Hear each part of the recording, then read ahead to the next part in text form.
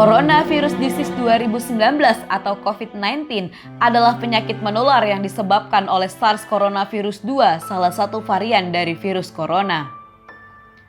Sejak pertama kemunculannya pada awal tahun 2020 silam di kota Wuhan, Cina, virus ini telah mewabah dan menjadi pandemi di seluruh belahan dunia. Walaupun sudah berupaya maksimal untuk mencegah virus ini masuk, Provinsi Bangka Belitung juga tidak lepas dari serangan virus yang telah memakan banyak korban jiwa ini.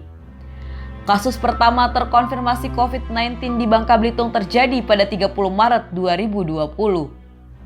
Masuknya COVID di wilayah Bangka Belitung itu per bulan Maret 2020 ya, banyak hal yang sudah kita lakukan dari mulai pengetatan di pintu-pintu masuk wilayah Bangka Belitung, kemudian program-program di lapangan seperti penyemprotan, kemudian awal-awal itu kita sempat sampai ke tracking dan tracing yang sangat ketat.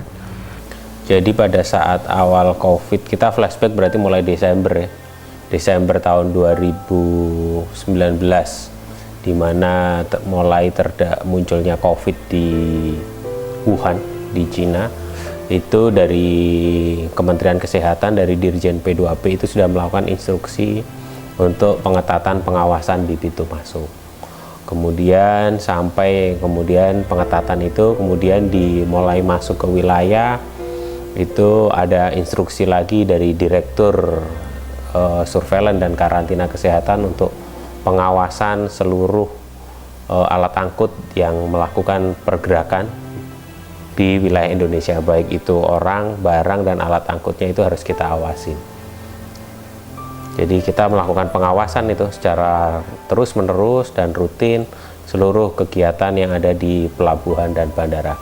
Dan itu juga dilakukan di perlintasan batas negara. Karena kita di Bangka Belitung cuma ada pelabuhan bandara, jadi kita fokus mempersiapkan di Bandara Hanan Judin dan Bandara Depati Amir dan pelabuhan-pelabuhan yang ada di Provinsi Kepulauan Bangka Belitung. Kita juga sudah membuka wisma-wisma karantina dan tentu saja waktu itu kita belum mengenal 3M dan 3T. Jadi hal-hal yang kita lakukan itu adalah hal-hal yang sifatnya koordinasi dengan kawan-kawan dari Kementerian Kesehatan, dan di sini mungkin ada KKP untuk hal-hal awal-awal pandemi ini masuk di wilayah Bangka Belitung. Jadi semua kapal yang masuk itu kita anggap dia kapal dalam karantina. Jadi harus kita lakukan pemeriksaan dulu. Setelah kita lakukan pemeriksaan, baru kita berikan izin untuk dia melakukan aktivitas di Kepulauan Bangka Belitung. Sedangkan untuk penerbangan, waktu itu masih ada internasional ya. Jadi waktu itu penerbangan internasional masih belum dibatasi. Kita tetap melakukan bahwa seluruh kedatangan harus mengisi HAC waktu itu. Waktu itu EHAC masih belum ada ya, di awal-awal masih menggunakan HAC Health Alert Card yang kartu kuning itu. Jadi semua yang datang mengisi HAC yang untuk internasional. Walaupun untuk domestik kita tetap koordinasi dengan KKP, menyediakan thermal scanner untuk mengecekkan penumpang di Bangka Pinang supaya tidak ada yang masuk, yang suspek corona masuk ke Bangka. Kesiapsiagaan itu sebenarnya kita hanya waspada, hanya kita berharap dan memang tidak ada kasus yang ada, terutama di Provinsi Bangka Belitung. Tetapi kita harus siap siaga dalam hal ini. Jadi Ombudsman RI sebagai lembaga negara yang tugasnya melakukan pengawasan terhadap penyelenggara publik punya concern untuk memastikan bagaimana kesiapan dari stakeholder terkait berkenaan dengan adanya informasi dan kondisi wabah virus corona yang makin hari beritanya semakin meluas. Nah, oleh karena itu ini menjadi penting karena terkait dengan kesehatan dan keamanan masyarakat luas. Dipimpin Gubernur sebagai Ketua Gugus Tugas Percepatan Penanganan COVID-19 tingkat provinsi dan diikuti oleh seluruh kabupaten kota beserta jajarannya se-Bangka Belitung memulai perlawanan besar terhadap COVID-19. Ketersediaan tenaga dan peralatan medis, obat-obatan, hingga relawan dan fasilitas karantina menjadi fokus perhatian pemerintah. Walaupun konsekuensinya pemerintah Provinsi Bangka Belitung juga harus merelakan relokasi anggaran bagi penanganan dan pencegahan COVID-19, termasuk upaya memperkuat ketahanan pangan dan menjaga pertumbuhan ekonomi di masa pandemi. Jangan sampai terjadi transmisi lokal, bagaimana agar impor case juga tertekan, itu kita melaksanakannya sempat dengan pembatasan penerbangan. Pembatasan penerbangan 1 hari itu 1 pesawat. Kemudian juga bagaimana kita melakukan tracking yang masif terhadap penumpang-penumpang yang ada 1 positif, seluruh pesawat itu kita tracking dan kita tes. Kemudian bagaimana kita pengawasan dan pelaksanaan treatmentnya di karantina. Untuk fasilitas di Bangka Belitung sendiri itu sebenarnya sudah cukup memadai ya untuk melakukan perawatan pasien dengan COVID-19 yang berat maupun kritis ya, karena kita sudah disiapkan ICU COVID-19 ya. Di dalam ICU itu disediakan alat oksigen dosis tinggi yaitu high flow nasal kanul, dan bahkan disediakan ventilasi yang non invasif bahkan ventilasi yang invasif. Kemudian untuk obat-obatan pun kita sudah tidak ketinggalan dengan rumah sakit yang di Jawa ya.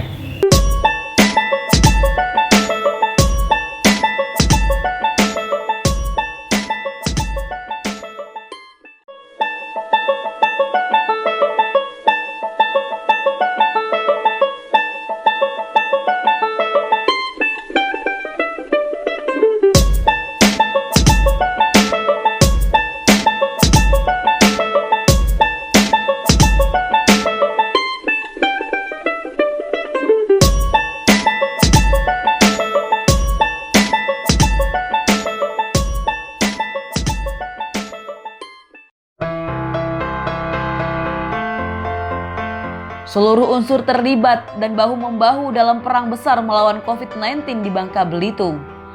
Penanganan tidak hanya difokuskan pada ancaman virus ini semata, namun juga dampak sosial ekonomi yang ditimbulkan karena pemerintah terpaksa menerapkan aturan pembatasan sosial atau social distancing, sehingga aktivitas masyarakat termasuk aktivitas ekonomi terdampak akibat serangan COVID-19.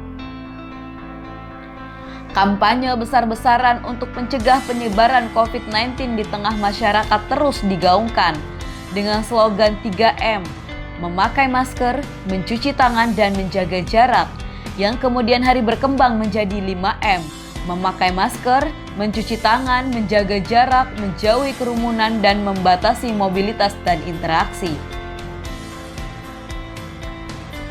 Kurangnya kesadaran masyarakat yang cenderung abai untuk menjalankan protokol COVID-19 membuat pemerintah melalui gugus tugas percepatan penanganan COVID-19 seringkali harus melakukan penertiban dan razia protokol kesehatan.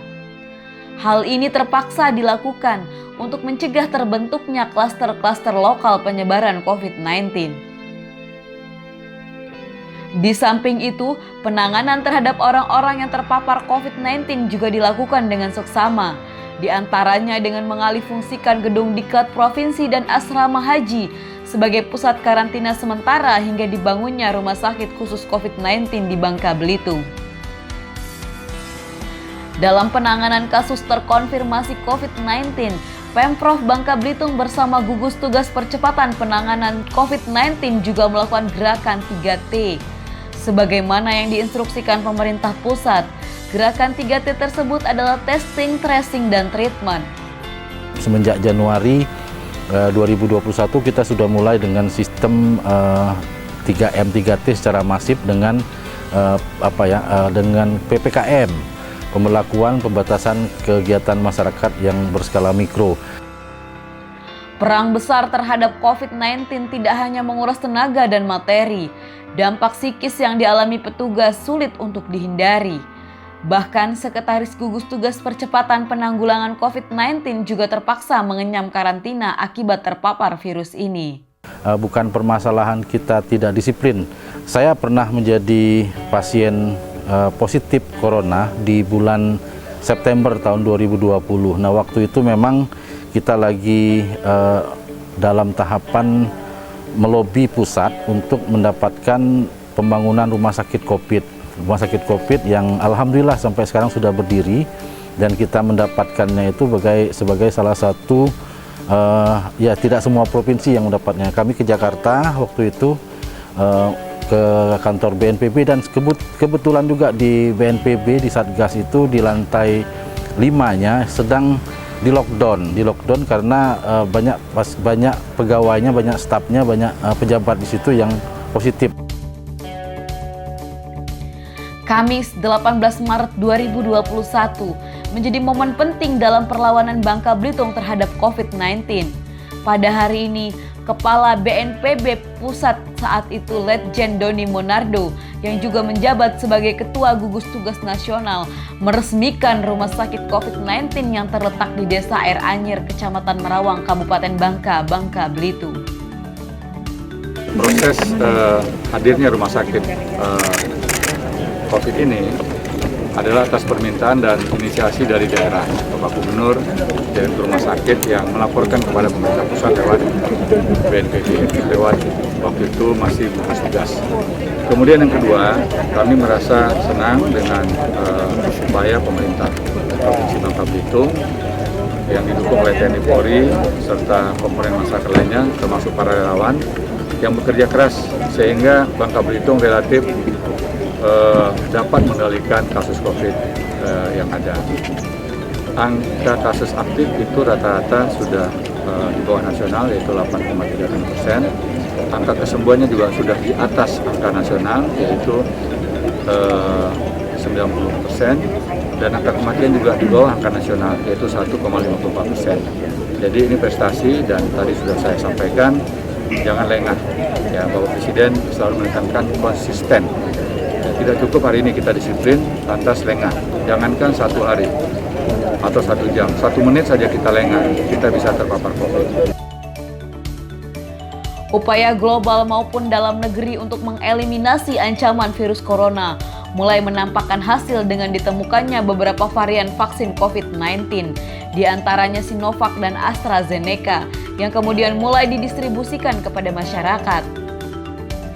Tenaga medis menjadi prioritas utama dalam program vaksinasi karena kelompok ini merupakan garis depan perlawanan terhadap virus corona yang mematikan. Sejak awal kita seluruh stakeholder yang ada di Provinsi Kepulauan Bangka Belitung sangat antusias dan mendukung program vaksinasi COVID-19 ya, untuk mempercepat pertumbuhan ekonomi nasional dan pertumbuhan ekonomi di Provinsi Kepulauan Bangka Belitung. Jadi petanya kita sesuai dengan juknis yang diberikan dari pemerintah pusat. Jadi yang pertama kita lakukan adalah target kita adalah tenaga kesehatan, kemudian pelayanan publik, kemudian lansia, dan sekarang kita sudah menyasar untuk masyarakat umum dan kelompok rentan. Dan sekarang kita sudah koordinasi dengan teman-teman pendidikan untuk percepatan tenaga pendidik. Jadi supaya harapannya sih orang-orang berharap bahwa pertemuan pendidikan tatap muka ya itu bisa segera dilaksanakan. Sebagai orang nomor 1 di Bangka Belitung, Gubernur Erzaldi Rosman merupakan orang pertama di Babel yang menerima vaksinasi COVID-19. Hal ini dilakukan untuk menghilangkan kekhawatiran masyarakat pasca maraknya beredar informasi hoaks terkait vaksin COVID-19. Vaksinasi vaksin COVID-19 Sinovac yang tadi bersama-sama sudah disaksikan bersama-sama, dan alhamdulillah tadi kami disuntik sebagai yang pertama dan sudah melakukan observasi selama 30 menit pertama, kondisi aman dan baik-baik saja. Dan ini menjadi perhatian kita semua. Memang hari ini kita sudah divaksin, dan kita insya Allah besok mulai nakes kita untuk divaksin. Khususnya di Provinsi Bangka Belitung, hari ini bersamaan kita laksanakan di Kabupaten Bangka dan Kota Pangkal Pinang, terus menyusul kabupaten lainnya. Kita berharap masyarakat tetap terus menjaga prokes. Jangan karena sudah ada vaksin, lantas kita tidak disiplin melaksanakan prokes protokol kesehatan dengan baik. Tentunya kehadiran vaksin ini salah satu jalan bagi kita untuk terhindar ataupun bebas daripada pandemi COVID-19 ini. Harapan kita ke depan, kita tetap berharap kepada masyarakat agar menjalankan prokes kesehatan itu dengan baik dan nanti mengikuti undangan ataupun arahan daripada pemerintah untuk juga segera mendapatkan vaksin COVID-19 ini. Kalau serangan-serangan khusus nggak ada sih kayaknya. Serangannya itu sama, serempak dan masif, terstruktur, sistematik dan masif ya. Baik di seluruh wilayah kita sama. Jadi kita berpatokan pada Satgas Vaksin Nasional. Jadi mereka di nasional itu merilis terkait berita-berita hoax yang ada. Kemudian kita akan sebarkan ke masyarakat. Kita menggandeng media bahwa menyatakan bahwa vaksin itu memang aman, halal, kalaupun ada gejala, gejalanya ringan gitu. Vaksin 2 kali itu tidak mencegah kita untuk tidak terkena COVID-19, tetapi insya Allah kalau kita sudah divaksin maka kemungkinan untuk terkena COVID-19 berat itu lebih minimal.